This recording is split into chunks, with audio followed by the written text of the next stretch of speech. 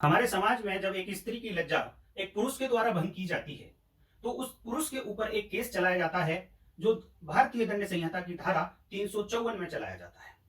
और बिल्कुल चलाया जाना चाहिए। अगर किसी के भी द्वारा किसी स्त्री की लज्जा को भंग किया जाता है, तो वो दंड का भागीदारी है, दंड उसको मिलना चाहिए।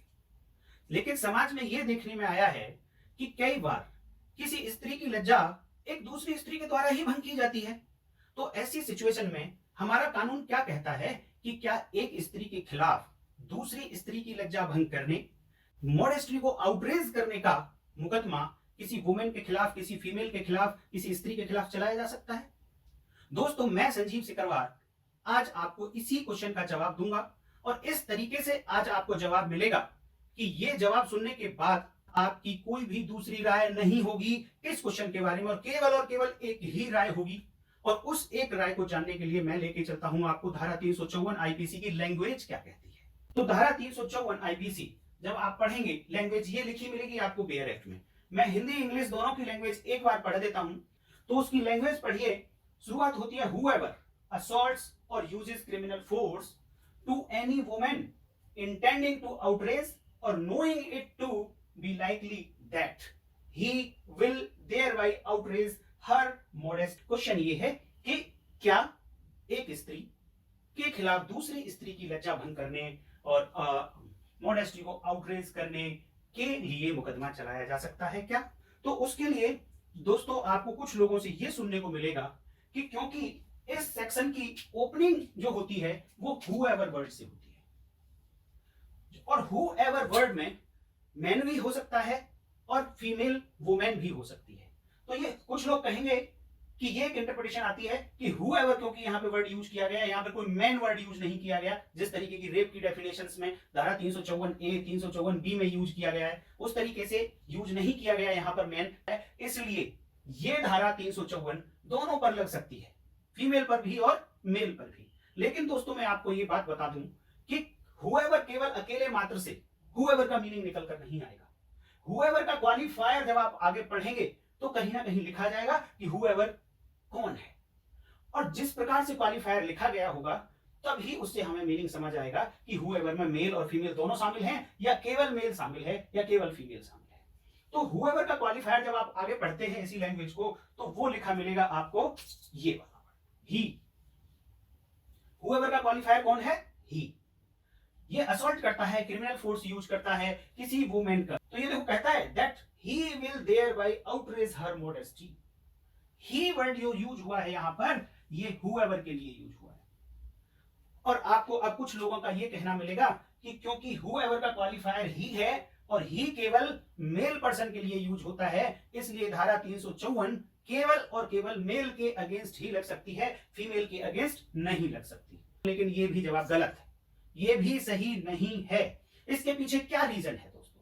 उस रीजन को जानने के लिए आपको यह जानना पड़ेगा कि इस ही का मीनिंग क्या होगा, और इस ही का मीनिंग जानने के लिए आपको आईपीसी की धारा 8 सेक्शन 8 को आपको पढ़ना पड़ेगा, और ये सेक्शन 8 ही बताएगी कि इस ही में क्या क्या शामिल होता है। तो दोस्तों, मैं अब आपको लेके चलूंगा सेक्शन 8 पर, और वहीं से आपको असली जवाब मिलेगा। सेक्शन 8 ऑफ आईपीसी डिफाइन करती है जेंडर को, जो मैंने यहां पे लिखा है, ये जेंडर को डिफाइन करती है, और हिंदी में बात करें तो लिंग को डिफाइन करती है। और ये जेंडर को डिफाइन करते हुए क्या कहती है? द प्रोनाउन ही। ध्यान देना दोस्तों, द प्रोनाउन ही, ये वही ही है जो सेक्शन 354 आईपीसी में यूज हुआ है। कहता है the pronoun he and its derivatives are used of any person.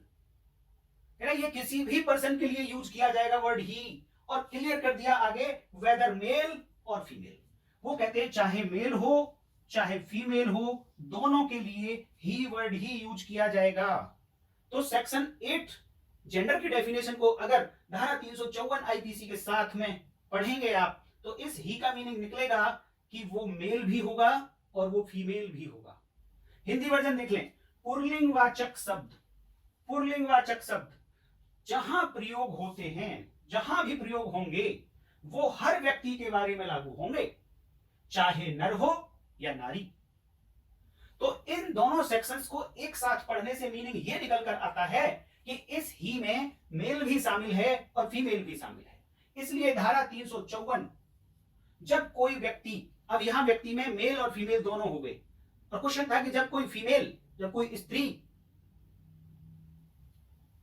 Assault करके या क्रिमिनल फोर्स का यूज करके, हमला करके या फिर आपराधिक बल का प्रयोग करके किसी दूसरी स्त्री की मॉडेस्टी को आउटरेज करती है, उसकी लज्जा को भंग करती है, उस दूसरी स्त्री के खिलाफ भी धारा 354 आईपीसी का केस चलाया जाएगा और उसको भी सजा मिलेगी। आज मुझे इसी क्वेश्चन का आंसर आपको देना था कि क्या किसी एक स्त्री के द्वारा जब दूसरी स्त्री की लज्जा भंग की जाएगी तो क्या उसके ऊपर भी धारा 354 आईपीसी का केस चल सकता है? तो इन सब बातों को देखने से जवाब आता है हाँ, एक स्त्री के ऊपर भी धारा 354 आईपीसी का मुकदमा चल सकता है। दोस्तों, आपको वीडियो अच्छी लगी हो तो सब्सक्राइब तो बनता है, लाइक बनता है, अपने दोस्तों के साथ शेयर करना नॉलेज शेयर करने से बढ़ती है। और दोस्तों, इसके इंग्रेडिएंट्स मैं आज नहीं बताऊंगा, जब कंटिन्यूएशन में ये वीडियो आएगी आईपीसी की, इस चैप्टर में हम पहुंचेंगे तब एक एक इंग्रेडिएंट इसके बारे में बताएंगे कि हमला क्या होता है, असॉल्ट क्या होता है, क्रिमिनल फोर्स क्या होता है। असॉल्ट के बारे में बहुत कंफ्यूजन है लोगों को। तो दोस्तों, इस चैनल की टैगलाइन है इल्यूमिनेट्स द इनविजिबल्स। जो चीजें आपके सामने तो होती हैं लॉ में, पर आपको दिखाई नहीं देती, मेरी ड्यूटी है कि मैं उन्हीं इनविजिबल चीजों को, उन्हीं अदृश्य बातों को आपको उजागर करूं, ऐसी ही इनविजिबल बातों को मैं इल्यूमिनेट्स करूं। तो यहां पर ही एक अदृश्य थी जिसको मैंने आज आपको दिखाया। उम्मीद करता हूं आपको समझ आ गया होगा और आगे से केवल एक ही राय आपकी अब होनी चाहिए कि धारा 354 दोनों पर लग सकती है, चाहे वो मेल हो ऑफेंस करने वाला, चाहे फीमेल हो, दोनों पर इस धारा का प्रयोग हो सकता है। तो दोस्तों, इस वीडियो को अधिक से अधिक आप शेयर करना, चैनल को सब्सक्राइब कर लीजिए, नोटिफिकेशन जरूर ऑन कर लीजिए, क्योंकि कुछ लोग मुझे कहते हैं कि आपकी वीडियो नहीं आई जबकि मैंने वीडियो डाली होती है। वो इसीलिए कहते हैं कि उनका नोटिफिकेशन ऑन नहीं होता और उनको पता नहीं चलता कि वीडियो आ चुकी है। तो नोटिफिकेशन ऑन कर लें। और इसी तरीके की जानकारी के साथ मैं संजीव सिकरवार आपके साथ हाजिर आता रहूंगा नेक्स्ट वीडियो तक के लिए। दोस्तों नमस्कार, जय हिंद।